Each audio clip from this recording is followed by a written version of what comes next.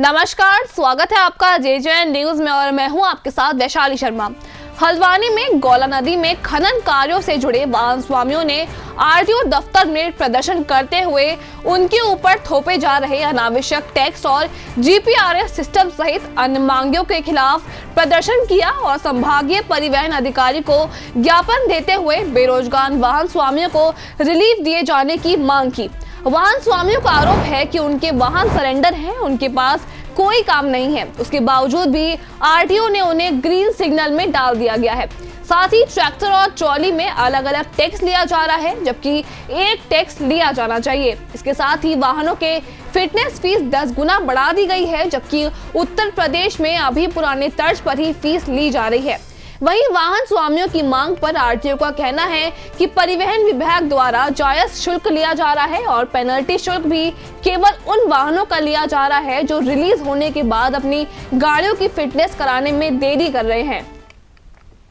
हमारी मुख्य मांग है, एक तो सिलेंडर गाड़ियां जो हमारी हैं उस पर टैक्स और पेनल्टी लगाई जा रही है, जबकि हमारे पास काम किसी प्रकार का काम नहीं है। दूसरा, हमारी जो सिलेंडर गाड़ियों की टूटी हुई फिटनेस है उस पर पेनल्टी लगाई जा रही है। तीसरा, हमारी जो फिटनेस 10 गुना बढ़ा दी है, फिटनेस में टैक्स बढ़ा दिया 10 गुना, जो कि जबकि उत्तर प्रदेश में 15 साल पुरानी गाड़ियों की जो फिटनेस है वो 1200 रुपये में ही हो रही है, हमारे वहाँ 18,000 के लगभग वो पहुँच चुकी है। और तीसरा है, ट्रैक्टर ट्राली पर डबल टैक्स लगाया गया है, जबकि भाई आप देखिए घोड़ा 18 टायरा होता है, उसका 450 कुंटल में गाड़ी पास है, उसका भी अलग अलग सिस्टम है, उसको एक ही टैक्स दिया जाता है और उसके बावजूद भी जो है ट्रैक्टर और ट्राली में जो है डबल टैक्स लगाया है। हमारी मांग है कि या तो उनका वेट बढ़ाया जाए ट्रैक्टरों का या उनको राहत दी जाए। और पांचवा हमारा तो जिलाधिकारी महोदय से है, जो हमारी क्रैशर संबंधी हमारे रेटों की बात है वो जिलाधिकारी के समूह हम रखेंगे।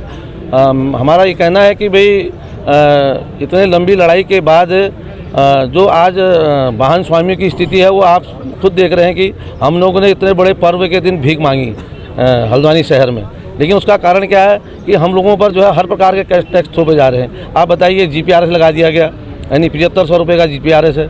अब जब गाड़ियाँ भी, एक बात बताओ, जो आप कह रहे हैं कि हमने आपको एक्सटेंशन दिया है, एक्सटेंशन देने के बावजूद आप जो है क्या कहते हैं, उसके बावजूद भी आपने नवंबर से हमारी गाड़ियों को जो आपने ग्रीन सिग्नल में डाल दिया। तो ये सारी हमारी मांगें हैं, इन मांगों को लेकर के हम आज संभागीय परिवहन अधिकारी के पास आए हैं, उनको अपना मांग पत्र देंगे। सबसे पहले तो मैं आप लोगों का बहुत बहुत धन्यवाद करता हूं, क्योंकि जिस दिन हमने उत्तरायणी में भीख मांगी थी एक राज्य एक रोटी के लिए, वो हमारा जो है सरकार ने वो हमारा जो है मांग पूरी कर दी है। लेकिन कुछ मांगें हमारी ये हैं कि जो है हमारी गाड़ियाँ सिलेंडर है, हम लोगों के पास काम नहीं है, और जो गाड़ियाँ हमारे अक्टूबर में निकलनी थी रॉयल्टी की वजह से और स्टोन क्रैशर की वजह से हम गाड़ी नहीं निकाल पाए, हमारे पास काम नहीं था। तो आज हम देख रहे हैं कि उन गाड़ियों को आरटीओ विभाग द्वारा जो रेड सिग्नल में थी उनको ग्रीन सिग्नल कर दिया गया है। उसमें जो है टैक्स के अलावा पेनाल्टी डालनी शुरू कर दी। जो गाड़ियों की फिटनेस हमारी टूटनी थी 50 रुपये पर डे के हिसाब से उसमें पेनाल्टी पड़ रही है। और उसके साथ साथ जीपीएस का हमारा विरोध है, और ट्रैक्टर ट्राली जो हमारी गोला में चलते हैं उनमें 2-2 टैक्स पड़ता है। तो हम चाह रहे हैं कि उनमें एक टैक्स पड़े। जिस तरीके से रोड में हमारी गन्ने की गाड़ियाँ चल रही हैं या अन्य कारोबार जो चल रहा है, पट्टू में ट्रैक्टर चलते हैं, वहाँ उनके लिए कोई 2 टैक्स नहीं है।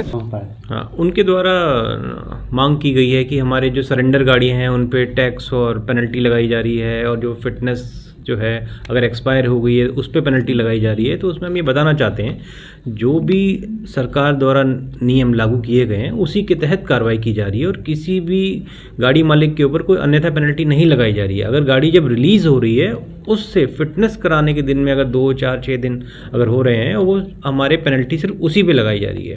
और दूसरी बात, इन्होंने ये कहा है कि फ़िटनेस की जो फ़ीस बढ़ा दी गई है 12,500 रुपये जो कर दी गई है, और यूपी में इनका कहना है कि यूपी में वहाँ पर ऐसा नहीं हो रहा है। तो मैं ये बताना चाहता हूँ, ये भारत सरकार द्वारा फ़ीस बढ़ाई गई थी जिसमें सरकार ने उसको लागू किया है, और यूपी में भी बहुत ज़िले ऐसे हैं जहाँ पर ऐसी कार्रवाई की जा रही है और फीस भी जमा करवाई जा रही है।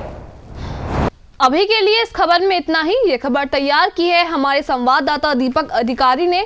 बाकी की तमाम खबरों के लिए आप बने रहिए जे न्यूज के साथ। धन्यवाद।